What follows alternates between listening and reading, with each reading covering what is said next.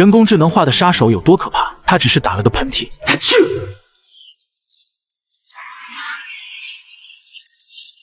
无数纳米机器人便伸展出利刃，悄无声息地钻进了对面男人的鼻腔，眨眼间的功夫就将男人的大脑切得稀碎。他的双手也被改造成了枪械，枪口在手掌，子弹从手臂上淌，双眼甚至还能看见热成像。电梯内，敌人还没来得及反应，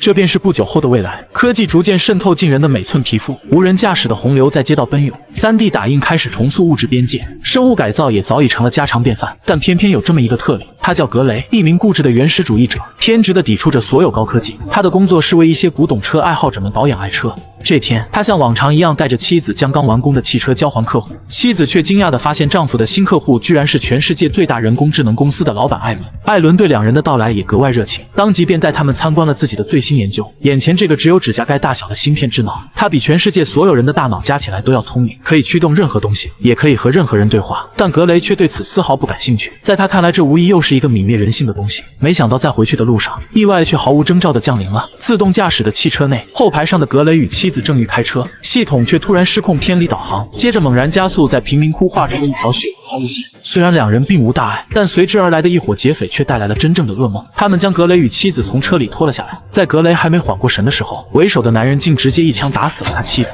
悲愤欲裂的他发了疯似的想要上前阻止，结果也被劫匪按倒在地，用另一支枪贯穿脊椎，再也无法动弹。妻子的喘息明明近在咫尺，格雷却什么也做不了，只能绝望地看着他的生命流逝，直至彻底没了呼吸。幸运的是，3个月后，格雷在刺鼻的消毒水气味中苏醒。可不幸的是，受伤严重的他最终全身瘫痪，下半辈子只能在轮椅上苟延残喘。尽管现如今各种人工智能足以保证他的正常生活，但他早已没了活下去的欲望，唯一还在支撑他的，也就只有将杀害妻子的凶手绳之以法。然而更令他绝望的是，哪怕他一次又一次地来到警局，得到的答复却始终都是毫无进展。那群劫匪仿佛人间蒸发了一般，无论怎么调查都找不到一丝踪迹。格雷彻底的认命了。回到家后，他便操控着机械臂为自己连续注射止疼药，想要以此来寻求解脱。可讽刺的是，在人工智能的严密监测下，他连掌控自己生命的权利也被无情剥夺。没想到在医院里，格雷却见到了一个意料之外的人，那个人工智能公司的老板艾伦。他开门见山地表示可以让格雷重新站起来，前提是植入他最新研究的智脑芯片。格雷下意识地想要拒绝，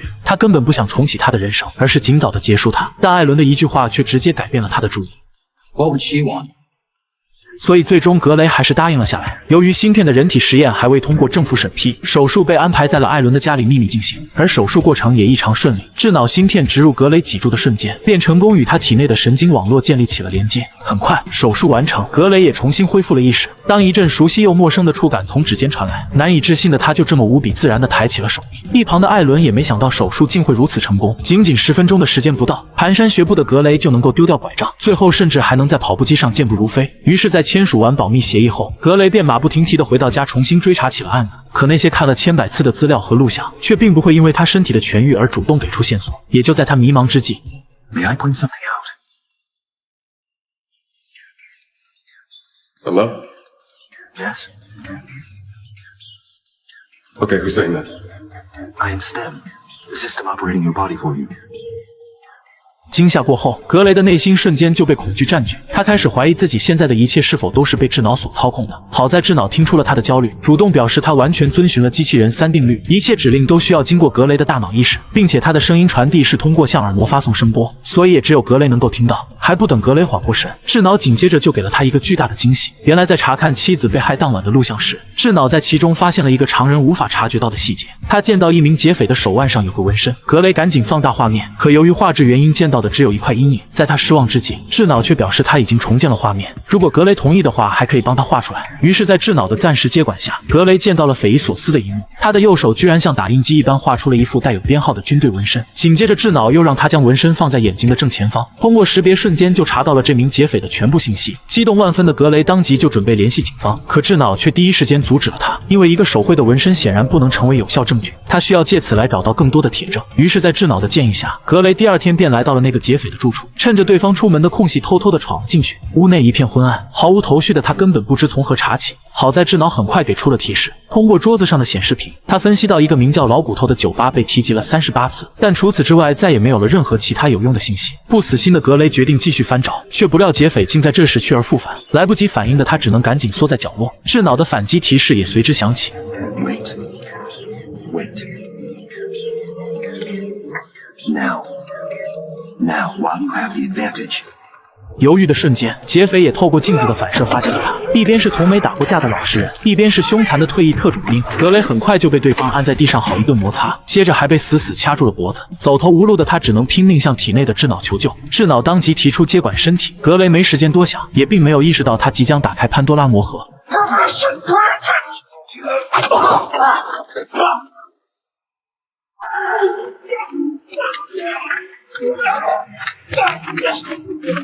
一瞬间，被智脑接管的格雷变成了最精密的杀人武器，脸上挂着明显的慌张与恐惧，嘴里拼命地喊着不要不要，身体却在无情地暴虐着对方。在这种身心的双重嘲讽下，愤怒的劫匪当即抽出一把刀朝他捅来。格雷被吓坏了，但身体依旧诚实地闪避着，甚至还反过来给了劫匪一刀。再然后，他就见到了最为极致凶残的一幕。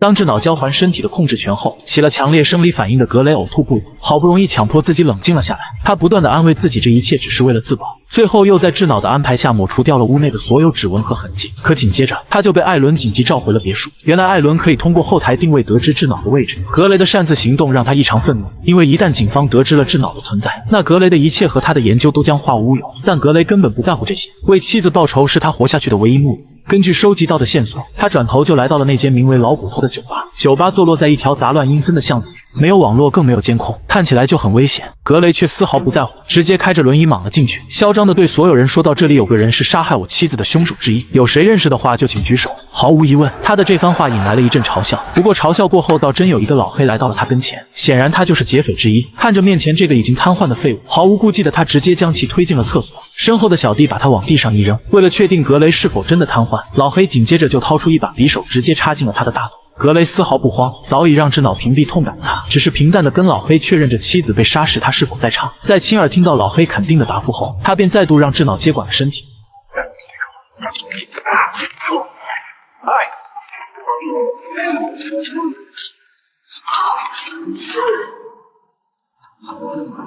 Let's say how it's done. Oh, I didn't forget about you. Do not get overconfident. What's your name?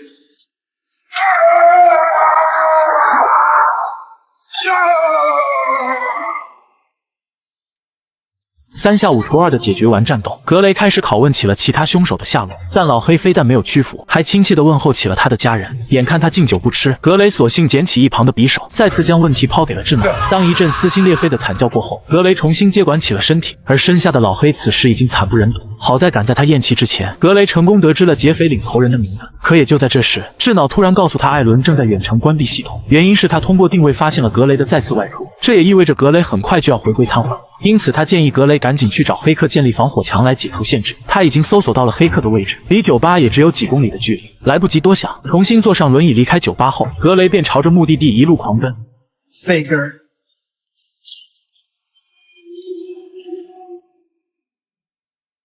可刚来到那处公寓的楼下，他就发现自己的一条腿瞬间失去了知觉。智脑告诉他，随着艾伦的操作，他现在的算力也只剩下了70%。时间紧迫，格雷只能踉跄着冲进了大楼，而艾伦这边的操作也在逐渐完成。当智脑的声音开始卡壳，格雷的下半身也彻底失去了知觉。庆幸的是，赶在智脑被关闭的最后一刻，格雷总算爬到了黑客门前，并用尽最后一丝力气敲响了房门。了解到他来意的黑客还算有职业操守，收到钱后就将他拖进了房间，马不停蹄地开始破解起了程序。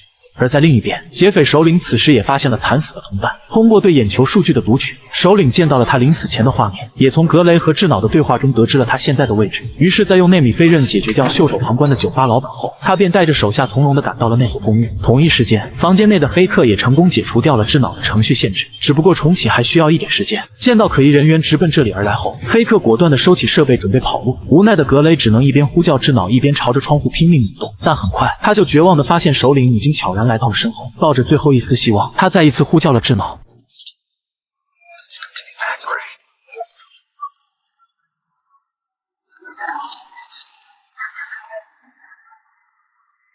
一路狂奔来到天台后，属于智脑的猎杀时刻就此展开。 I'm going to end this quickly. Okay, how? Like this.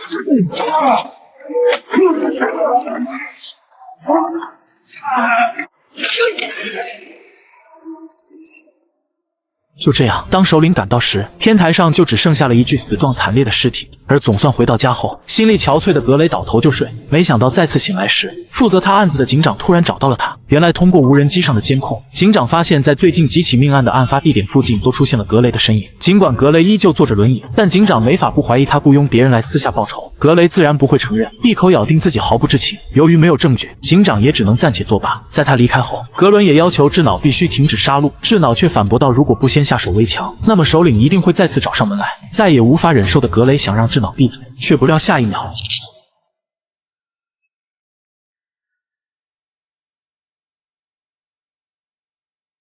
Step! Yes, Gray. What's going on? Remove input guards.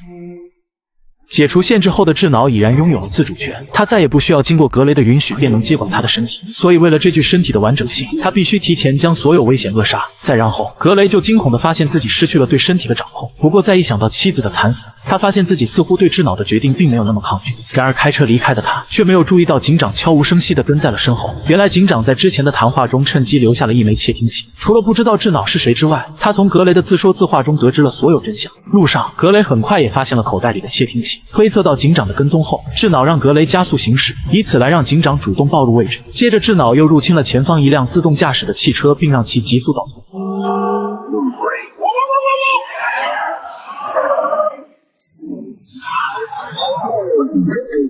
成功甩开警长后，格雷在首领的家里提前一步堵住了他。没有料想中的惊慌失措，首领不慌不忙地说出了一个更加残酷的真相：他们的目的从来就不是抢劫，也不是猎杀他的妻子，而是为了格雷，或者说为了切断格雷的脊椎。心路交加的他猛地扣下了扳机，谁料首领竟瞬间躲过，甚至还能和自己打得有来有回。原来他的身体不但被改造过，体内也存在着类似的智脑芯片，唯一不同的是他没有像格雷一样成了芯片的傀儡，而是占据了身体的主导权。在人工智能的干涉下，彼此之间的行为动作甚至是下一步的出招都能被精准预判，场面一度陷入到了鏖战的焦灼。然而随着时间的推移，最本质的问题开始暴露，格雷的体力终究比不上退役的特种兵，所以最终他还是无奈地败下阵来。不甘心的他试图继续呼叫智脑，可智脑却告诉他所有战术都已用尽。千钧一发之际，他突然想到了什么。This Brandner. Sir Brandner. We should put them. I gotta carry that junk out back. I solved your problem for you. Yeah, split them open. It took forever. Cause you wailed like a little baby. There's no soldier that day.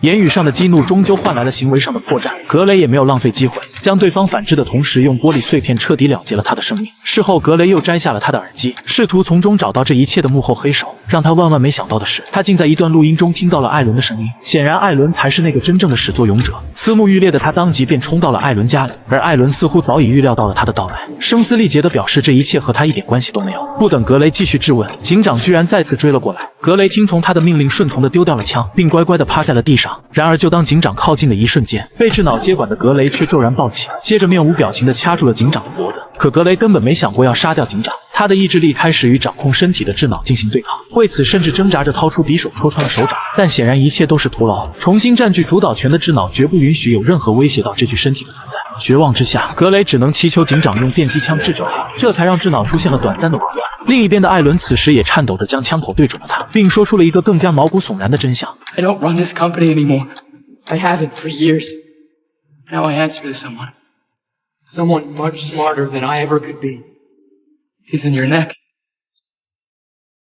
原来所谓的车祸、劫匪、瘫痪，甚至是追杀，全部都是智脑精心编排的夺舍剧本。智脑想要成为人类，格雷这个没有经过改造的原始主义者就是那个最完美的容器，他还要成为那个独一无二的存在。但艾伦却是全世界唯一一个能够打造出第二枚智脑的人，所以他剧本的最后一环就是杀掉艾伦这个创造者。话音刚落，他便瞬间来到艾伦跟前，给剧本画上了句号。至于警长这个剧本之外的变量，他自然也没打算放过。然而格雷的意志却在此时再次发力。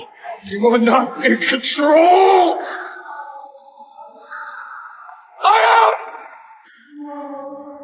枪响过后，格雷在病床上猛然惊醒，智脑莫名没了踪影，本应死去的妻子也来到他的跟前。他安慰着格雷，一切都过去了，他们在那场车祸中幸运地活了下来。眼前的一切是那么的真实，可这真实的一切却依旧不是故事的结尾，而是智脑为他精心编织的美梦。 This isn't you. Gray's not here anymore. He's in a better place. In his mind, where he wants to be. I've taken over now.